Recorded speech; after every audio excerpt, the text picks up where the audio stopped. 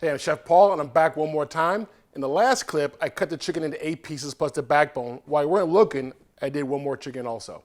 So we have 4 chicken breasts, and in this clip, I'm going to show you how to make chicken tenders that your kids will love you for.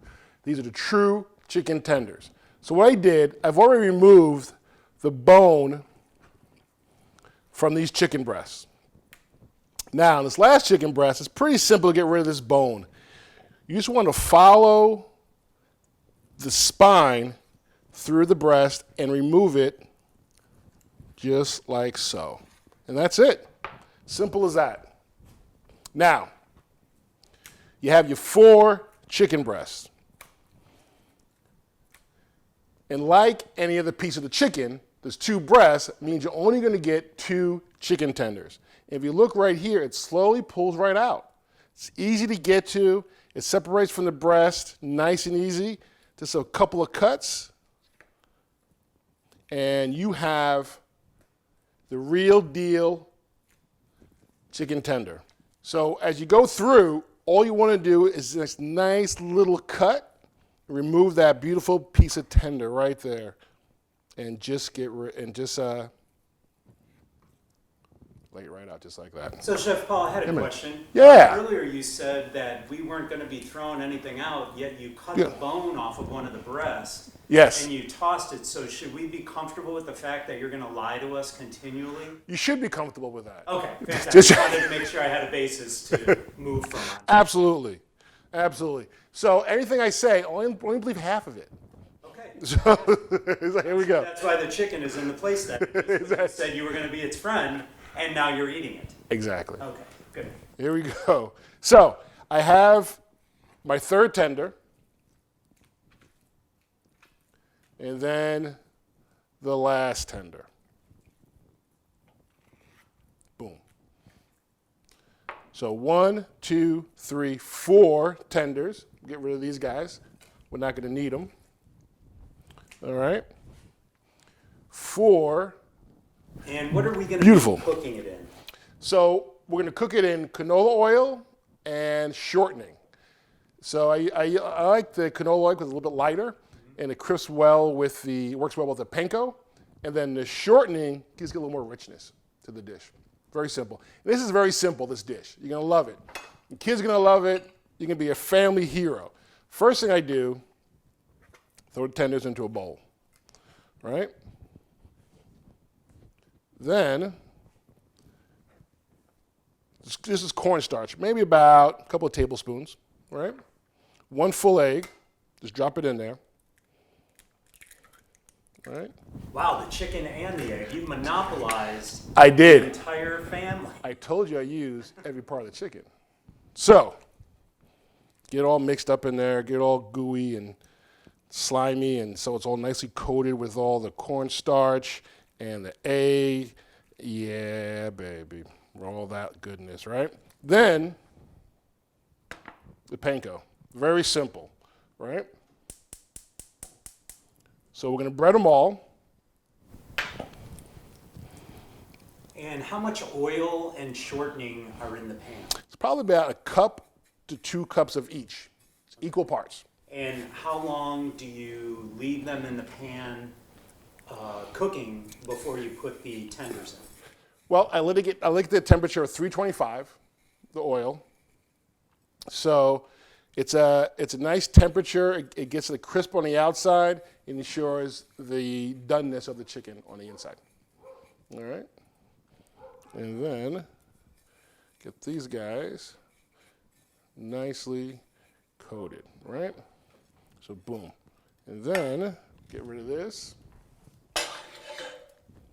All right. So oil looks good. We're going in. And now, don't crowd your fingers. Let them do their own thing. Don't let them touch. And what's the estimate on the amount of time that you're going to leave them in there, and do you have to turn them over? I have to turn them over. It'll be about 2 minutes on each side. It's a nice golden brown. All right?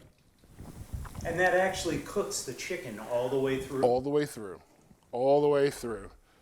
And you were saying before you like the temperature of the oil to be at 325. 325. So how do you guesstimate how long you're gonna cook the oil before you put everything in? If you're not actually taking. I have a thermometer. Oh, okay.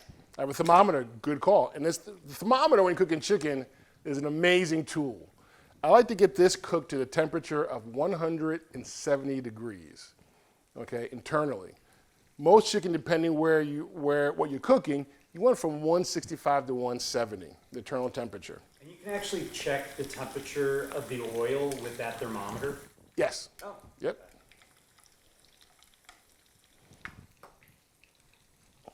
So these have a couple more minutes. So hang tight. I'll come on back and we'll finish them up. So let's get them out of there. Let's get them out of their oil bath. All right? Look how crispy and firm they are. They're delicious. Now, I'm telling you right now, your kids get one bite of these tenders, man, oh man, Shevich, you will be the hero. So, oil's off. Now what we're gonna do while these are cooling, we're gonna quickly make a honey mustard dipping sauce, all right? So I got some mustard, that's Dijon mustard. And quick question. Yes, sir. With that oil that you just used, can Yes. you utilize that again? And we will, absolutely, absolutely. You should, once you clean your oil, remove all the pieces of debris, then use it again, all right? As long as you can see through your oil, it should be good for another meal. Some honey, all right? Now, it's very simple, man. You just kind of mix it up. What I like to do is I have a little vegetable oil and I toasted red pepper with it, red pepper flakes. And I just kind of pour that into it, all right? Gives you a little spice, a little kick to the dipping sauce, all right? So you have your honey mustard dipping sauce, right? And it's set up with a little bit of red pepper flakes, all right? Last thing, right? Let's get these guys on the plate for service, right? You know, even though you're at home and you don't think it's a big deal, you should always present your food, always.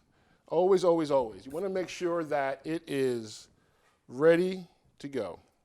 Hold on, stop. That And looks fantastic. So my question would be, that looks about the right amount for me. So do you have cereal for your kids now?